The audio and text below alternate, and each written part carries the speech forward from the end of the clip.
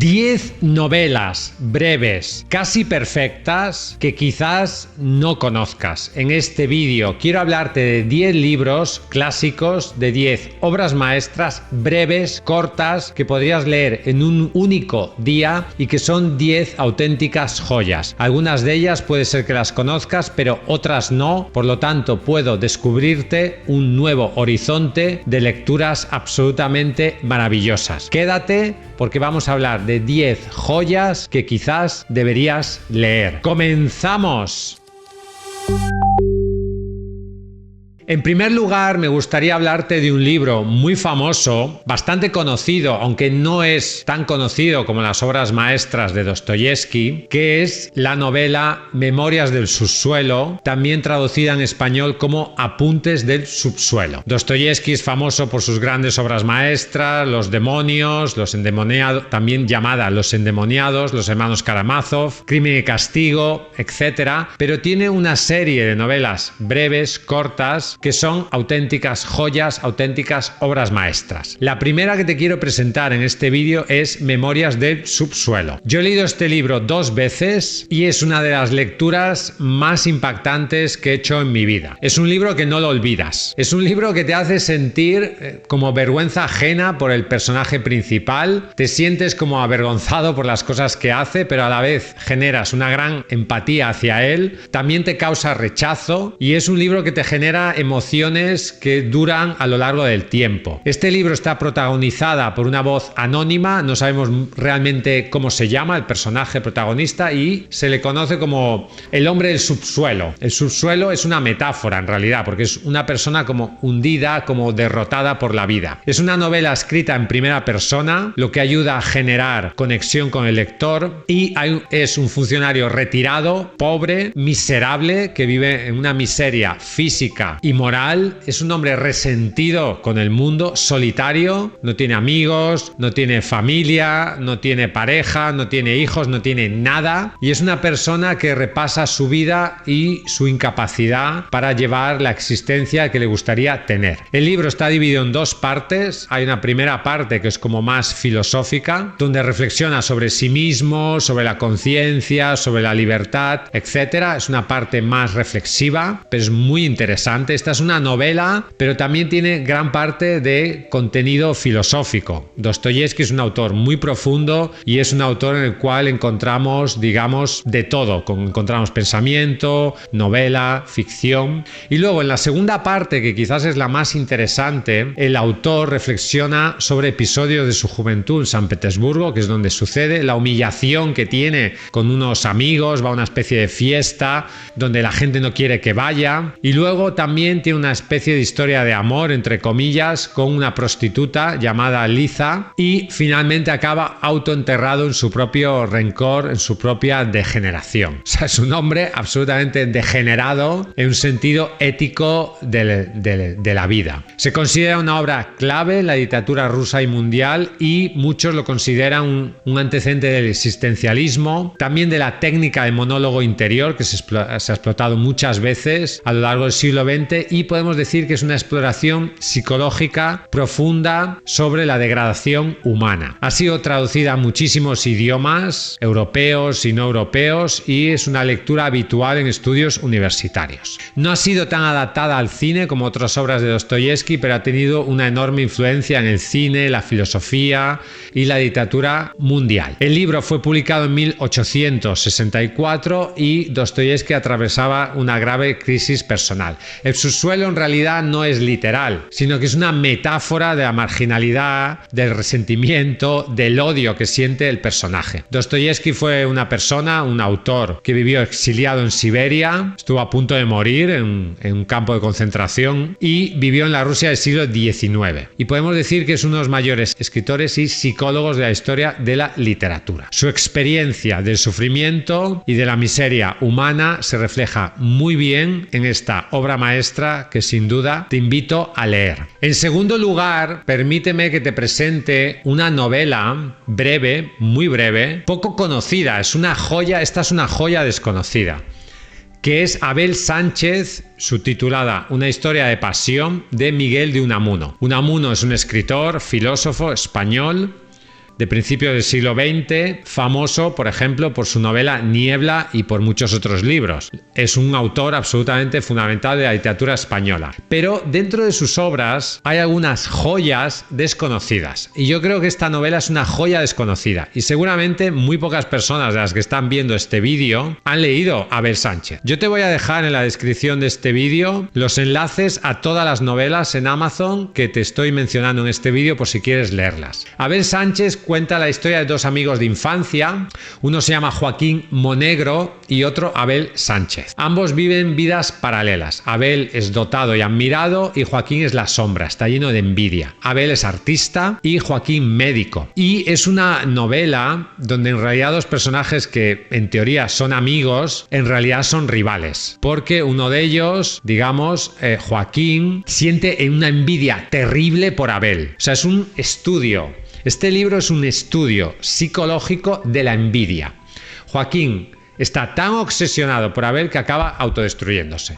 Y Unamuno utiliza el mito bíblico de Caín y Abel como telón de fondo. Es una profunda reflexión sobre la envidia, la identidad, la rivalidad típica de Unamuno. Es una obra breve, poco conocida, pero es una novela que es clave en la generación del 98. Ha sido traducida a varios idiomas europeos, es una lectura habitual en institutos, universidades, pero es una novela que yo creo que se conoce poco. Fue publicada en 1917 y aquí tenemos una reflexión maravillosa sobre la envidia, hay un estudio psicológico de los personajes realmente magnífico. Cómo él muestra ese sentimiento de envidia de un personaje hacia otro es absolutamente magistral. Unamuno es un filósofo, novelista que fue rector de la Universidad de Salamanca y su obra está caracterizada por la fe, una reflexión sobre la existencia, la filosofía, la inmortalidad y la literatura. Por lo tanto, si no conoces Abel Sánchez, es una joya, es una obra maestra que te invito a leer. Número 3. Bartleby el escribiente, de Herman Melville. Herman Melville es conocido por ser el autor de Moby Dick. Muchas personas han leído Moby Dick, todo el mundo conoce pues la historia de la ballena blanca y muchos han visto la película clásica. Es un referente cultural fundamental en el siglo XX, pero Bartleby el escribiente es una novela menos conocida, es más conocida creo que en el mundo anglosajón, pero en el mundo hispano yo creo que no es tan conocida. Cuenta la historia de Bartleby, que es una especie de empleado de tercera división, un empleado básico que entra a trabajar en un bufete de abogados en Wall Street como copista y al principio es eficiente, pero llega un momento en que simplemente dice preferiría no hacerlo a cada petición. Su pasividad se vuelve radical, digamos, y lo echan del trabajo, al final acaba en la cárcel y la sociedad lo rechaza. Es un relato clásico de la literatura de Estados Unidos y se ha considerado una metáfora sobre la alienación, el trabajo moderno, la burocracia, la incomunicación. A mí es un libro que me recuerda mucho al estilo de Kafka. Es un libro en cierto sentido kafkiano, porque lo que pasa es absurdo, pero a la vez muestra la incomunicación o muestra la alienación en la cual viven muchas personas en un trabajo que no les gusta o que les destruye como seres humanos. Por lo tanto, es una obra clásica, es una obra breve, pero es una obra muy influyente. Se ha convertido en un icono de la literatura pop, de la cultura pop, con su frase preferiría no hacerlo, que incluso en inglés están algunas camisetas, hay camisetas con esa frase. Es una frase que mucha gente conoce dentro de Estados Unidos y es un libro que se publicó en 1853. Bartleby encarna lo inexplicable y la resistencia pasiva contra el sistema, contra el mundo. Herman Melville es famoso por Moby Dick, pero sin lugar a dudas Bartleby el escribiente es una de las mejores novelas de este autor y es una de las mejores novelas que puedes leer sobre la alineación del hombre en un sistema que lo aplasta y que lo destruye. Si eres fan de Kafka, si eres fan de la novela, digamos, filosófica o existencial, este libro te encantará. Carmilla, de Joseph Sheridan Le Fau, número 4. Esta novela es una novela que si te gusta los vampiros o si te gusta la literatura gótica, tienes que leerla. Es una novela, yo diría que poco conocida también, y es una novela anterior a Drácula. Es una novela que anticipa el mito del vampiro. Bram Stoker no inventa a Drácula. Bram Stoker sigue una tradición anterior y uno de los referentes de esa tradición anterior es Sheridan Le Fanu con su breve novela Carmilla. Esta novela se publicó en 1872, es una novela corta gótica y está ambientada en Austria. Cuenta cómo la joven Laura recibe en su hogar a Carmilla, una doncella misteriosa. Resulta que esta doncella es un vampiro. Comienza a haber muertes extrañas y Carmilla se alimenta de jóvenes y entre ellas se genera una especie de relación, casi diría erótica. Es una novela donde se insinúa, yo diría de una manera bastante explícita, una relación lésbica entre la protagonista y la vampiresa, y es uno de los textos fundadores del mito del vampiro y aporta un enfoque psicológico femenino y ambivalente al género de terror. Por lo tanto, ha sido una novela ampliamente traducida, ha sido adaptada al cine varias veces y yo creo que es una obra realmente buena, está muy bien escrita, es un cuento gótico victoriano de vampiros, pero es un terror sutil, psicológico y es sin lugar a dudas una obra maestra de la literatura gótica, de la literatura romántica y de la literatura de vampiros. Número 5. La llamada de Cthulhu, de Lovecraft, H.P. Lovecraft. Este libro, que es muy breve también, en realidad no es una novela en un sentido estricto, sería más bien un relato, porque es muy corta, pero es una obra absolutamente maravillosa, y cuenta la historia de un investigador que encuentra documentos que sugieren la existencia de una entidad cósmica dormida, que es Cthulhu, cuyo despertar pondría en riesgo a la humanidad. La obra explora lo desconocido, el terror cósmico y la insignificancia humana. Lovecraft es famoso porque muchos de sus libros se han adaptado al cine, creó un universo y hay videojuegos, cómics, cine y es un referente de la cultura pop. Por lo tanto, la idea de un horror que escapa a la comprensión humana es el centro de este libro. Se ha traducido a muchísimas lenguas su obra, hay muchísimas películas, juegos y cómics basados en la cosmología de Lovecraft. Este libro fue escrito en el año 1928 y Lovecraft evitó la tipología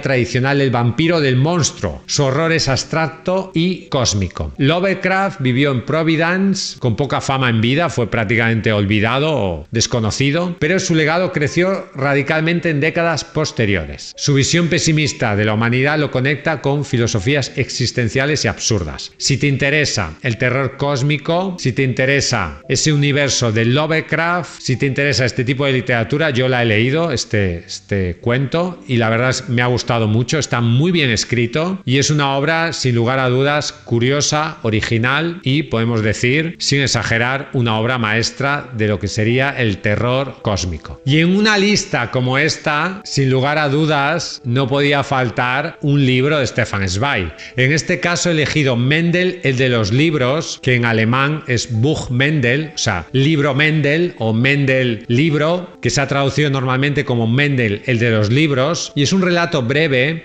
escrito en 1929 en Viena. Cuenta la historia de Mendel, que es un librero y erudito judío que normalmente se dedica a buscar libros raros, se dedica a buscar libros extraños, suele atender en una especie de cafetería a sus clientes y tiene una memoria prodigiosa. Tiene clientes muy ricos y muy influyentes que les ayuda a encontrar libros raros, libros extraños, etc. Y tiene una pasión por los libros que lo convierte en una figura emblemática. Hay un cambio drástico tras la Primera Guerra Mundial, los clientes desaparecen, todo cambia, él se ve envuelto en una historia de que tiene un problema de papeles, acaba preso, al final consiguen sacarlo, alguno de sus clientes influyentes consigue que lo saquen de la cárcel y al final tiene un final trágico. Es una obra menor dentro de la producción de Stefan Zweig, pero este autor es famoso por escribir grandes obras maestras en libros muy breves. Es un libro que puede leerse o entenderse como una metáfora sobre el judaísmo europeo y lo que iba a pasar después en la Segunda Guerra Mundial. O sea, en ese sentido es un libro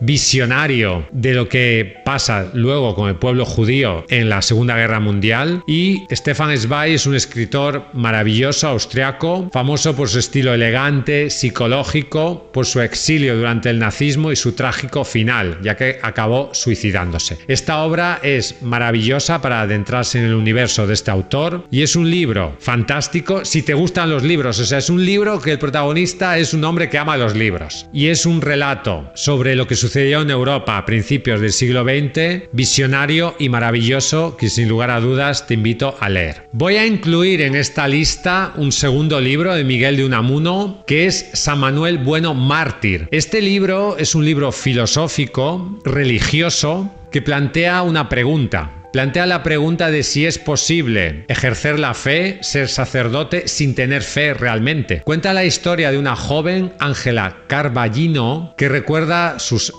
años jóvenes en un pueblo, donde el párroco don Manuel era amado por todos. Sin embargo, ella descubre que a pesar de su aparente fe, él realmente no cree. Lo que pasa es que mantiene su papel para ayudar a los demás. Considera que aunque él no crea realmente en Dios y no tenga fe en la otra vida, el papel de la religión en la sociedad es bueno y por eso se dedica a ayudar a las demás personas. Se considera una de las mejores y breves obras de Unamuno y en esta obra encontramos sus obsesiones, la fe, la inmortalidad, el sentido de la existencia, lo que está bien y lo que está mal. Se han hecho varias adaptaciones teatrales de este libro, se publicó en 1931 y en realidad plantea una pregunta: si es preferible la verdad o una ilusión que consuela. Ese sería en realidad el tema central del libro. Por lo tanto, es una novela que nos hace reflexionar sobre la fe, sobre el sentido de la vida, sobre lo que está bien y lo que está mal y sobre si podemos fingir un papel para hacer el bien a los demás. Por lo tanto, es una obra quizás más conocida que Abel Sánchez, pero es una obra que yo también te invito a leer. Si has llegado hasta aquí, permíteme que te felicite y antes de terminar el vídeo quiero animarte a que te suscribas a mi lista de correo. Si además de lector eres escritor, te invito a suscribirte y te regalaré por email en PDF mi libro Escritor de éxito. Voy a continuar con el vídeo y en número 8, Tristana de Benito Pérez Galdós.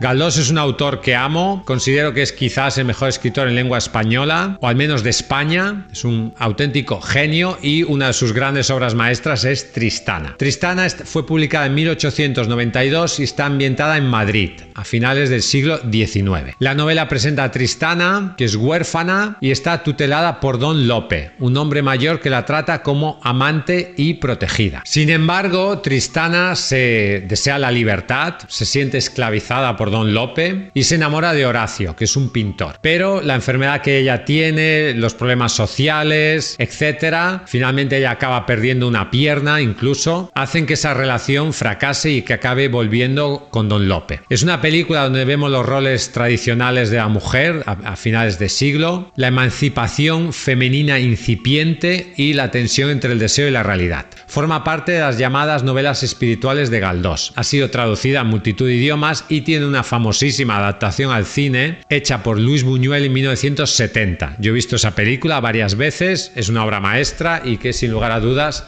te invito a ver. La trama simboliza la lucha de la mujer por su liberación y Galdós la escribió en un momento de madurez creativa, combinando realismo y análisis psicológico. Por lo tanto, es una obra triste, sin lugar a dudas, maravillosa, profunda, que yo te invito a leer y es una forma excelente de penetrar en la obra de Benito Pérez Galdós. Número 9. Noches Blancas de Dostoyevski. Esta es una novela publicada en 1848, es una novela corta que está ambientada en San Petersburgo durante el fenómeno llamado de Noches Blancas, que es cuando el cielo se pone de manera especial, y cuenta la historia de un joven soñador y solitario. En una de sus caminatas conoce a una joven llamada Nastenka que espera a su amado, pero el joven se enamora de ella y hace todo lo posible para que ella se enamore de él, pero ella vuelve con el otro y él se queda sin nada, por así decirlo. Es menos épica que otras novelas de Dostoyevski, es más lírica, más introspectiva y es una historia de amor imposible. Ha sido traducida a multitud de lenguas. Hay una película famosa de Visconti, Las Noches Blancas, Blancas de 1957, que sin lugar a dudas es una excelente película. Y el escenario de las Noches Blancas es cuando el sol nunca se pone completamente. Refuerza la atmósfera de ensueño del libro.